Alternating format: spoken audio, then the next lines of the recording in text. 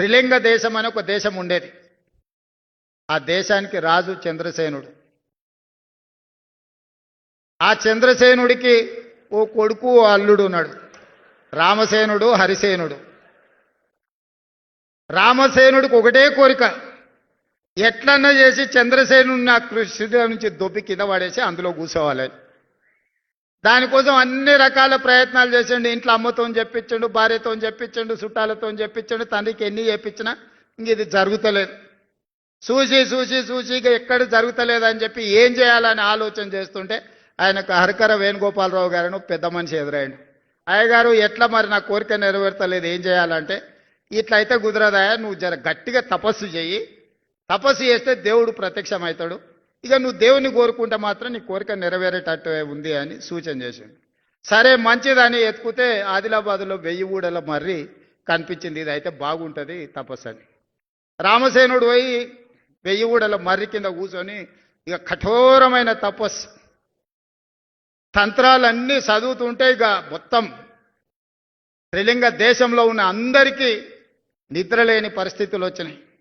ఈ లోపల హరిసేనుడుకు పొన్నం ప్రభాకర్ లాంటి మిత్రుడు చెప్పిన, మీ బావమర్దాడ తపస్సు చేస్తున్నాడు, కుర్చీ పోయేటట్టే ఉంది, మరి నీ సంగతి ఏంది అని.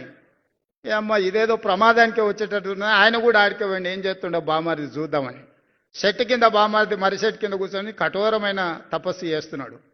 బావ తెలియకల్లోడు, దేవుడు అనేటోడు పైనుంచే కిందికి వస్తాడు కదా ప్రత్యక్షమైతే అని మర్రిచెట్టు ఎక్కి మర్రిచెట్టు మీద కూర్చొని ఆయన కూడా తపస్సు కూర్చున్నాడు. వస్తా వస్తా ఫస్ట్ నా దగ్గరికి వస్తాడు కదా, మనమే ముందుగాల దేవునితో మాట్లాడదామని. నిజంగానే మర్రిచెట్టు ఎక్కి కూర్చొని ఆయన కూడా ఇక కఠోరమైన తపస్సులు ఆయన భాగస్వామి అయ్యాడు. ఇక దేవుడికి కూడా నిద్ర భంగం కలిగి ఇలా సంగతి ఏందో చూద్దామని రానే వచ్చిండు. వచ్చేటప్పుడే మధ్యలో హరిసేనుడు కల్పించడు. ఏం భక్త చాలా తపస్సు చేస్తున్నావు, ఏంది నీ కోరిక అని. హరిసేనుడికి అనుమానం వచ్చింది. నేను ఏం కోరినా కింద వాడు బామర్ది ఇంకేం కోరుకుంటాడో తెలియదు, ఈయన సంగతి చెప్తుండని. ఏం లేదు దేవుడా, నాకు కన్ను ఓడు అని అడిగాడు. ఆయన అడిగాడు, నువ్వు ఇంత తపస్సు చేసింది నీ కన్ను పొడిపించుకోవడానికి అని. నేను చెప్తా కదా దాని వెనకాల ఉన్న మతలబు నువ్వైతే పొడు అన్నాడు. ఓకే నీ కోరిక నెరవేర్చాను. ఒక కన్ను ఓడిచాడు. పొడిచి ఇంకా కిందికి వచ్చాడు రామసేనుడి దగ్గరికి, బావమారి దగ్గరికి. బావమారిదికి బావ మీద అనుమానం, వీడు తెలివికల్లోడు తెలుగు ఆలోచన చేస్తాడని. సరే మంచిదని ఆలోచన చేసి రామసేనుని కూడా అడిగాడు, దేవుడు ఏంది నీ కోరిక అని. ఇక ఎక్కువ ఆలోచన చేస్తే మనకు అసలే తెలివి తక్కువ, ఎక్కువ ఆలోచన చేస్తే అనవసరమైన నష్టం. మా బావ ఏం అడిగిందో దానికి నాకు 2 అని అడిగాడు. ఇక దేవుడు కూడా అల్క ఉన్నది కదా ఇది అని ఈయన 2 కళ్ళు ఓడిచేసిండు. వానికి 1 కన్ను లేదు, ఇంటికి 2 కళ్ళు లేవు. ఇక దేవుడు పోయినాక మళ్ళీ ఇద్దరు కలుసుకురు. అరే పరిస్థితి ఏంది, ఇట్లా అయిపోయా, ఇట్లయితే ఎట్లయితుంది, మరి ఎట్లా బతుకుదాం, మరి ఇట్లా కుదిరేటట్లేదు, ఇట్లా మనం పని చేసుకునే పరిస్థితి చేయి దాటిపోయిందని. అప్పుడు ఇద్దరు కలిసి ఒక ఆలోచనకు మాలో పెద్ద మనిషిని కలిసిరాయా, మా పరిస్థితి వానికి 1 లేదు, నాకు 2 లేవు, మా ఇద్దరు పరిస్థితి ఏందని. ఓ పని చేయండి, శుక్రవారం నాడు మక్కా మస్జిద్ కోండి, శనివారం నాడు బిర్లా టెంపుల్ కోండి, ఆదివారం నాడు మెదక్ చర్చ్ దగ్గర కోండి. ఆడ మెట్ల మీద కూర్చుంటే వచ్చేటోడు పోయేటోడు ఏదో ఒకటి ఇస్తాడు.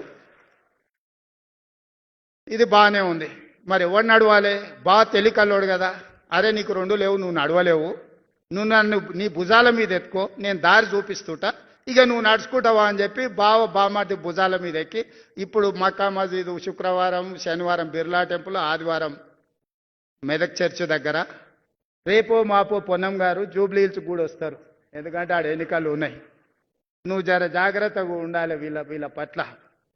సో ఇది గతంలో వాళ్లకు వాళ్ళే ఇవాళ పేపర్లలో టీవీలలో మేం చెప్పుడు ఇచ్చిపెట్టండి, కుటుంబ సభ్యులే చెప్తున్నారు ఏం జరిగిందో, ఏ రకంగా దోపిడీ జరిగిందో, ఏ రకంగా అవినీతికి పాల్పడ్డారో, ఏ రకంగా కుటుంబ పంచాయతీలు ఈరోజు పక్కున పగులుతున్నాయో, పాపాల పుట్ట పగులుతుందో మీరు అందరు కళ్ళతో చూస్తున్నారు.